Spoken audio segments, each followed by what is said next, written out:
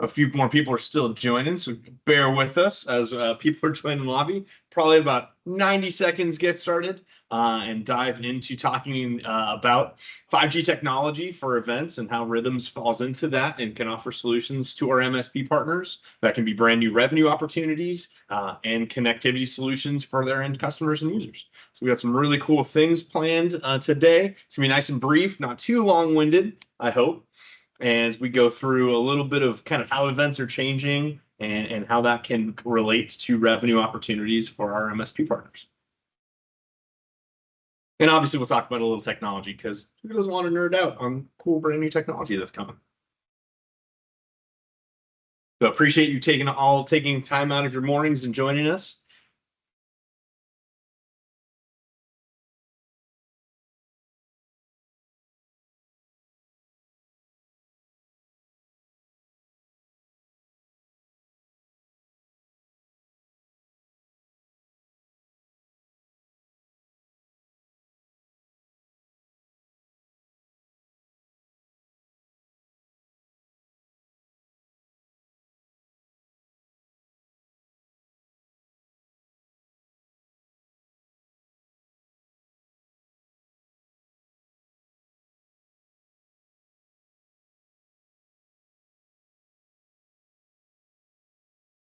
All right, good morning. I'm TJ with RYTHMz. We're going to get into the webinar this morning. So talking about 5G for high density events and really what that means. What does the technology look like? A little bit of what are those event needs and how can we solve those? And how can we deliver quality solutions to our partners, our MSPs, and to their customers, their end users, and those events themselves?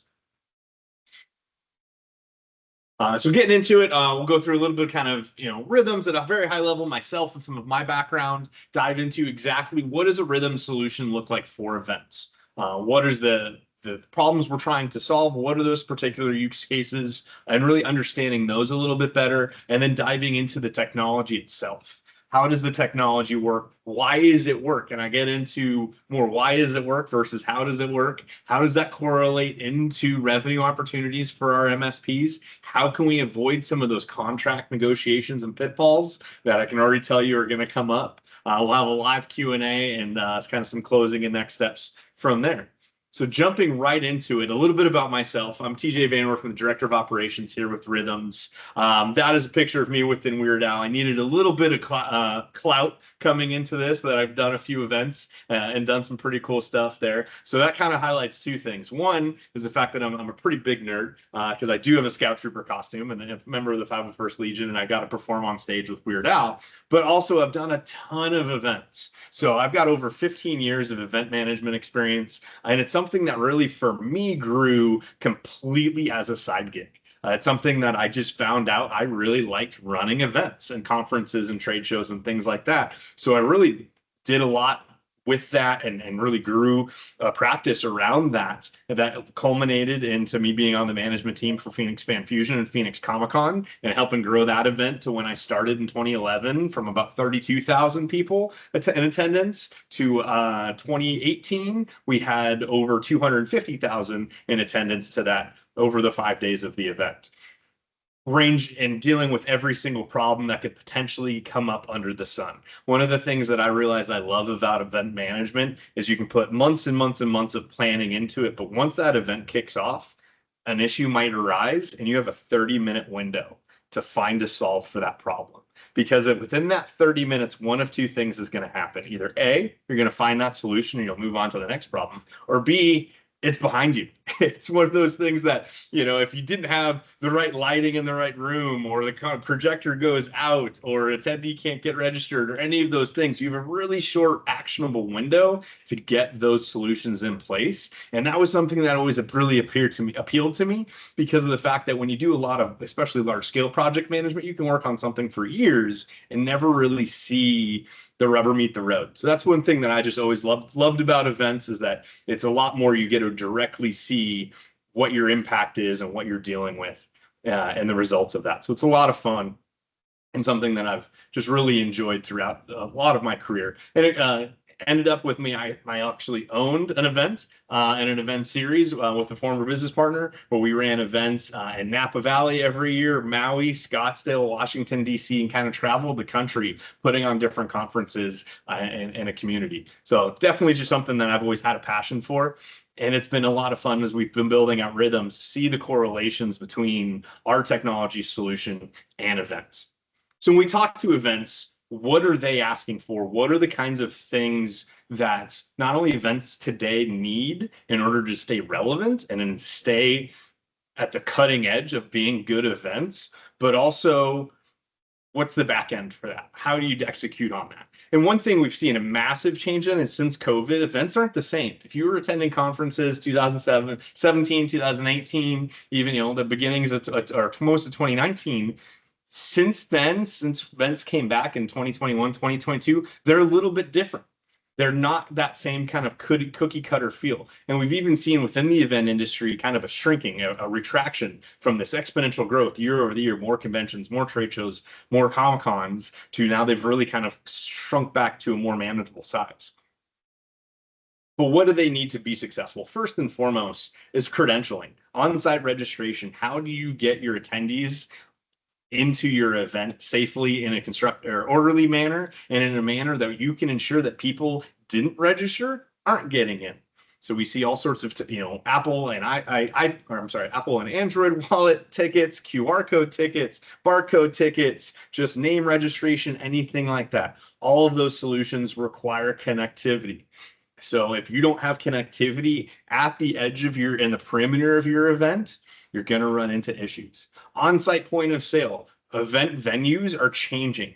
People are getting more creative. Where can we put an event? Well, they might not necessarily have the standardized infrastructure that you're used to, but people still need to make money. That's why people go to these events. Either they run them or they attend them to make money. So being able to manage and support on-site point of sale for vendors, revenue opportunities, swag tables, food trucks, anything that might come up, on-site registration, let people buy tickets at the door. That is incredibly crucial for events to ensure that they can make money.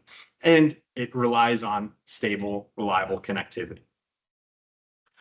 On-site engagement, augmented reality, interactive content. Something where I'll talk about a little bit more is an event coming up where they want attendees engaging with technology and actually participating, whether that be in live gaming, online leaderboards, or other things that really bring people into the event. And we've seen with some of our other partners getting into that augmented reality space, which is really cool. Think Pokemon Go type applications where it surely breaks down those physical barriers and gets attendees more engaged. That's what people are starting to get excited about.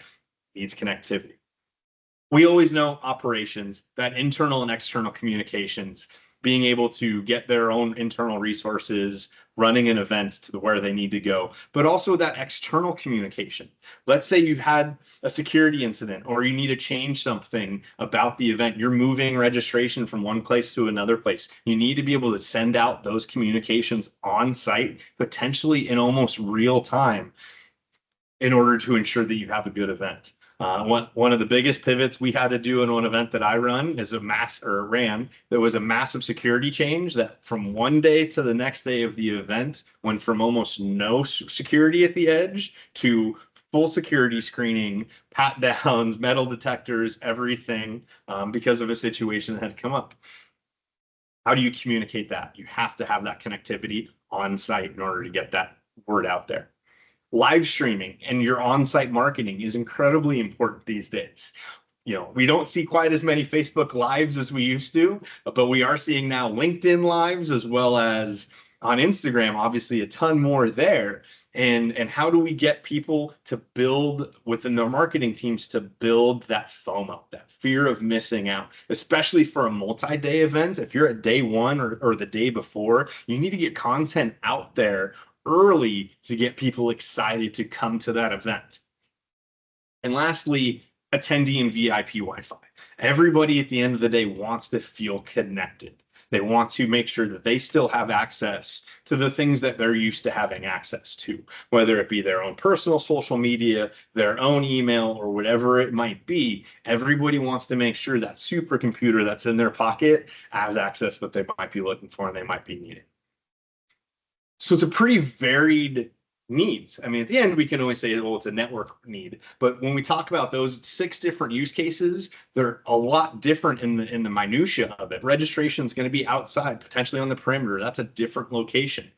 Point of sale, probably going to be inside your event. Your on-site engagement is now, we're not talking necessarily about the location of the connectivity, but your network requirements are going to be significantly different. For an on-site engagement, if you're doing online gaming, that's going to have a higher bandwidth and lower latency requirements than sending out emails and doing normal operational communications. Your live streaming, high bandwidth, low latency connectivity needed, likely on a dedicated network or at least on a prioritized network. So that way, when you do have maybe multiple thousand attendees logged onto your Wi-Fi, you can manage and prioritize the bandwidth necessary for your live streams, but also ensuring that registration never goes down. If anybody's ever been in an event and you're waiting outside or waiting in a super long line and you hear the rumble go through the line, their scanners aren't working or their network's down or any of these horrible things, these are the worst things that could possibly happen. So that's where we get into some of these details. Some of our success stories. So we're actually preparing in a couple of weeks to be supporting Phoenix Fan Fusion for their 2025 event. Phoenix Fan Fusion has been around for quite a while, grown over the years, and it's really an amazing event. They came to us and we had the conversations with them because their connectivity costs were just getting exorbitant. Dealing with convention centers and certain partners, they were getting to the point where it wasn't a situation where they were getting charged for an SSID anymore. They were getting charged for bandwidth by device. So there was a charge to have the network. There was a charge for each device connected to the network, and there was a charge for every bit of data being supplied. They looked at that and said, this just isn't sustainable. So we've been working with them to roll out a RYTHMz network directly with them to reduce their costs and their overhead by a significant chunk. Our Worlds Away EDM Festival last October at the Monterey Fairgrounds, an 8,000 attendee festival that was focused on high technology engagement and getting everybody engaged on a higher level. We needed to deploy networks where none existed, utilizing no existing infrastructure whatsoever, and being able to support all of those things that were needed. The Long Beach Juneteenth Festival last year, with a 15,000 attendee outdoor event in a city park. City parks, believe it or not, are not necessarily known for their connectivity. There aren't, Cat 5 drops on every light pole or anything like that. So we had to supply it and bring our connectivity with them so that way they could have a successful event. ScaleCon last year in Las Vegas, they were able to save over $18,000 in connectivity fees by deploying a RYTHMz network rather than working with their venue and incurring all those additional charges. Cool thing about that is that we're kind of excited about, we were able to deploy, in essence, a secret network on the Las Vegas Strip without having any issues, as well as the fact that when we talk about our events, that event in particular was our largest consumption of data event. With only about 300 people there over 2.5 days, they went through 300 gigabytes of data. So we know somebody was probably streaming Netflix, and I have a feeling somebody else might have backed up their SQL database just for funsies. The Rose Bowl, which we did not necessarily do the Rose Bowl game, but supporting connectivity within a 100-year-old stadium that was literally built into a hillside and is notorious for having bad and unreliable connectivity. We were able to support a bunch of different pop-ups and events within that facility. And one fun one, Superhero Saturday, it's a local charity event here in Phoenix, Arizona, that we were able to support and give them the connectivity to not only run their live auction online as well, they were able to support some registration, some point of sale, and just have additional fundraising and revenue opportunities. So we've done it. We've been there. And this is just a short list of our events. The number of events we've actually deployed Wi-Fi in just in the last 1.5 years is numerous, and this list could be a whole lot longer. But we're able to partner with our customers and with our MSP partners and to make sure we get connectivity where it's needed. How we're able to do that is utilizing scalable solutions. So with our ruggedized boxes, we're able to deliver whatever is needed, whether it be 50 people to 50,000 people. We can deliver the connectivity that you, your customers, and the event needs. And the nice thing about these scalable solutions, and we built them into these ruggedized boxes, because we can take it anywhere we need it. Wherever your users have connectivity issues or connectivity needs, RYTHMz is able to be there. Not to say that this one box right here, this Queen Connect, is going to be the right solution for every single deployment, but between our 4 different solutions, we're able to scale to get the right solution at the right place. And the nice thing is they truly are plug and play. Give us power, flip the switch in less than 5 minutes from 2 to 3. Our networks are active. We have connectivity. We're deploying multiple SSIDs with things like captive portals and other ways of engagement. How can we do that? We're not dealing with hotspots. We're dealing with enterprise-grade technology that's leveraging concurrent connections, network bonding across those connections that goes across the carriers. So we're not just dealing with AT&T, we're not just with Verizon, we're not just with T-Mobile, not just with US Cellular, but actually with all 4. Taking that and connecting and bonding against all of those different connections to give one pipe that's reliable, high speed, low bandwidth. Within that, we've got mesh networking. So each one of the RYTHMz boxes is not only its own wireless access point to give you an end user mesh network, but we're also able to mesh the 5G connectivity together. So if you do potentially have one box that has better connectivity than some of the others, it will share that data connection across the Wi-Fi to those other connection points and giving you a full mesh network. Also, within our boxes, we're dealing with higher priority SIM cards. So where you might pull out your phone and say, hey, I'm not really getting great data on whichever carrier that is, our boxes are actually getting data ahead of your cell phone. We're only behind first responder network. They still have priority for good reason. We're right there, right behind them, getting priority on all of our data cards. With having unlimited data caps and no throttling, we're also able to see connectivity where other users and other use cases aren't. Throw in the fact that we're dealing with significantly larger antennas that can be 50 to 100 times more powerful than what you got in your phone. We're going to grab signal when you can't think you have any. And lastly, we are Starlink capable. So if we don't think that the 5G infrastructure in place is just quite enough to support that event, we'll bring in Starlink and let's get the connectivity that your event needs. The nice thing is all of these things I just mentioned, they build upon each other. And what they build upon each other to deliver to your customers is a network that's robust, that's reliable, that delivers high bandwidth and low latency, and is nearly unbreakable, even when there might not be existing infrastructure that you think can provide anything. How does this turn into revenue opportunities for our MSPs? First and foremost, your customers are doing events. If they're not hosting them, they're attending them. What are their connectivity plans when they're not in the office? Are they doing an offsite? Are they attending a trade show? Are they putting on a festival? No matter what, I guarantee the vast majority of your customers are doing events in some shape or form. So it's having those communication, that constructive communication and conversation with them and to get deeper into their business and understanding their businesses. Event connectivity regularly can cost upwards of $2,000 per day.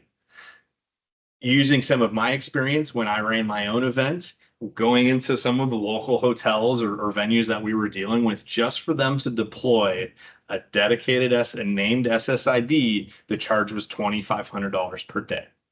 This was no prioritized network. This was no set aside bandwidth. This was no connectivity. They weren't promising me 20 megs or anything else.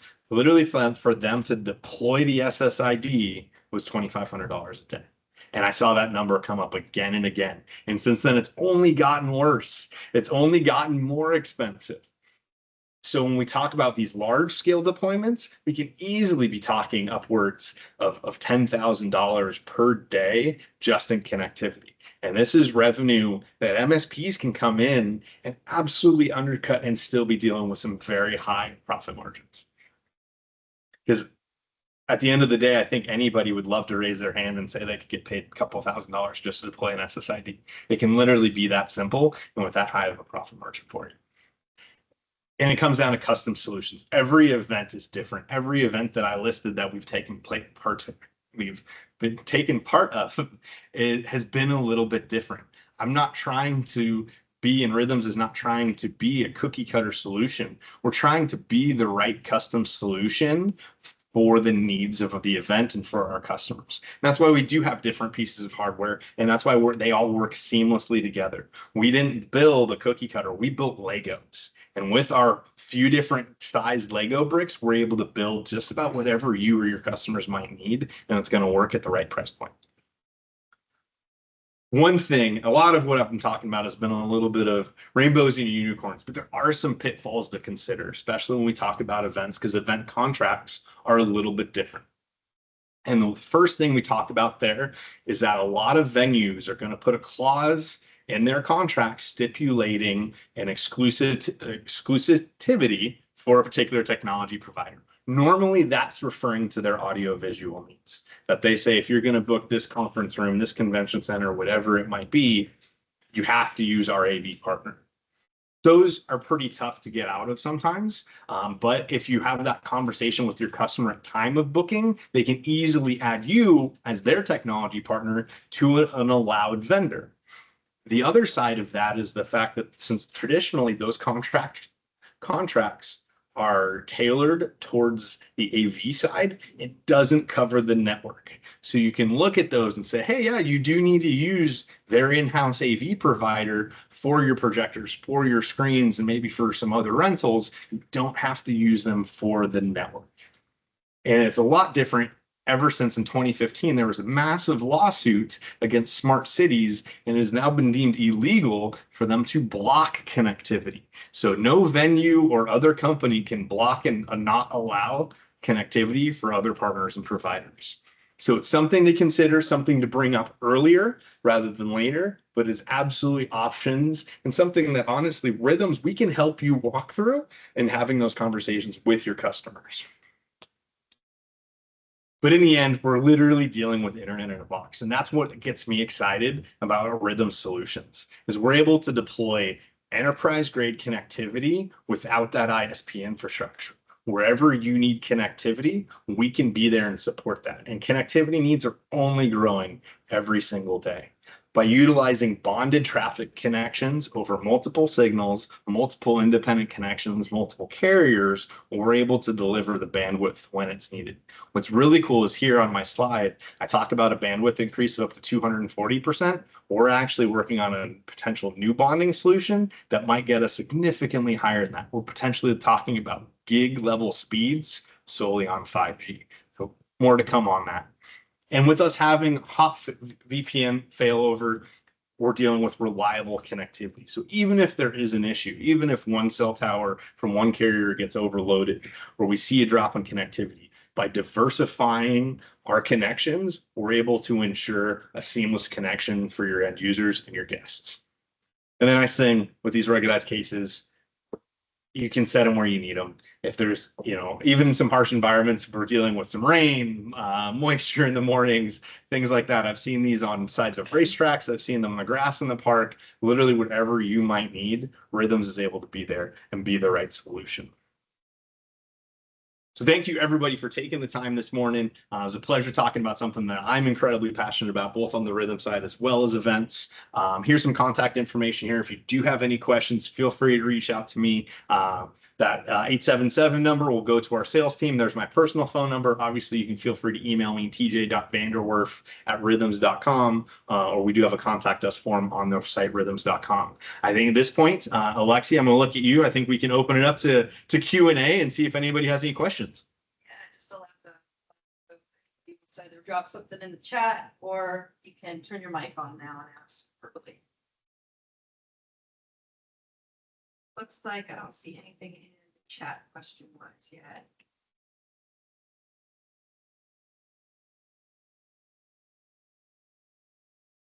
I have some questions. I have some questions if you allow a few.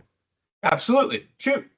Do you have a contract template that we can use for our clients? I mean, since you guys have a lot of experience with this, rather than us having to draft one up, do you have one that we could present to our clients, our end clients that are going to be subscribing Yeah, to this? there's I'm two different new. things we can work with you on that. One is the contract side. The other is kind of an end user license agreement, like an end user release. Because when we do deal with connectivity, obviously nobody wants to be liable for what somebody might do on the internet. So there's two different things that we can work with you on that, on what that might look like.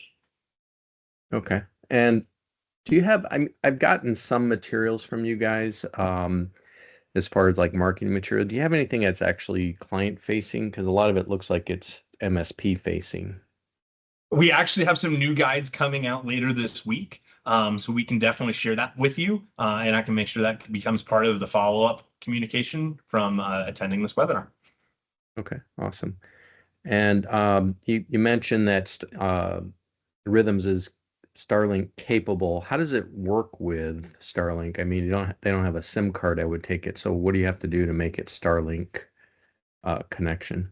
You plug the Starlink antenna into the LAN port here, and you're good to go. Oh, And that's it. actually, our devices can manage the Starlink connectivity, and the routers go right into us, and we just can bond into that as well. Oh, awesome. Okay. We've used either both the standard as well as the mini antennas. Are any of your partners working directly with venues to offer as an alternative to what the venue normally provides, or is that usually a no-no type of thing? They won't even consider it. I haven't seen that come up yet. So a lot of those venue contracts are pretty big and they're multi-year, and it's a situation where a national company might go into like a Marriott and they'll, have an exclusivity for all their properties. But it is something, especially for the smaller properties, and those are going to be great MSP customers, because they do have ever-changing needs to be able to work with. So I haven't seen it yet, but that's definitely something that I would love to see, and we would love to help support. Okay. And I think last question from me. If we have a client that wants to use RYTHMz as a backup to their primary ISP, and this has come up as an offer type thing, but the cost is the big concern usually. If we get a long-term like agreement with one of our clients, to use it in that fashion, do you guys have better pricing if we do like a 12-month or 24 months or 36-month type of agreement? Yeah, that's something we would look into. Currently, we just, since we're month to month, I don't have anything on paper. Like I can't say, yeah, you get X percentage off for 12 months, but we can absolutely have that conversation. It's something I know internally we've talked about. And the one thing that I always say is, since we are actually in two things. One is that since we're unlimited data, one of the worst things you could do is just put a RYTHMz box as a backup. So what we'd rather do from day one is bond with your ISP connection. And let's say it's a 1 meg connection. Let's make it a 1.2 meg connection. So let's give that customer from day one better connectivity, and then get them that hot failover as well.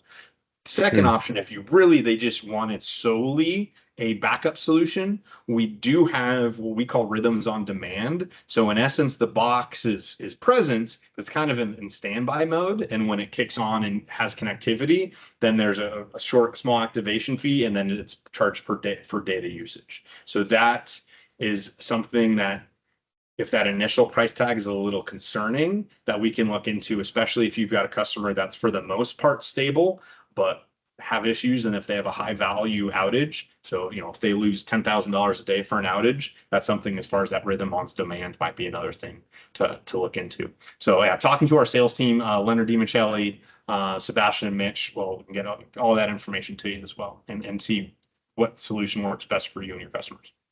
Okay, now I have a follow-up question. The first situation you mentioned is kind of like SD-WAN. Is that the intended way to use it, is kind of like an SD-WAN, since you have like it's kind of like what zero outages would provide as a service. So it's like, continuous operation versus, having to switch over, which, does a little quick switch over, disconnect and reconnect. It's a short outage, but it's still an outage, right? Yeah, exactly. So it is an SD-WAN solution. Awesome. Okay, that's another marketing point you guys could make. So. And I think it's partially on our site. I know we're looking to build out, and it's on our technology roadmap as a better tool to kind of have SD-WAN management within a single pane. So that's coming soon. But being hardware agnostic makes that a little bit harder since we're not able to build into just one set of hardware. Gotcha. Well, thank you. Thank you. Any other questions?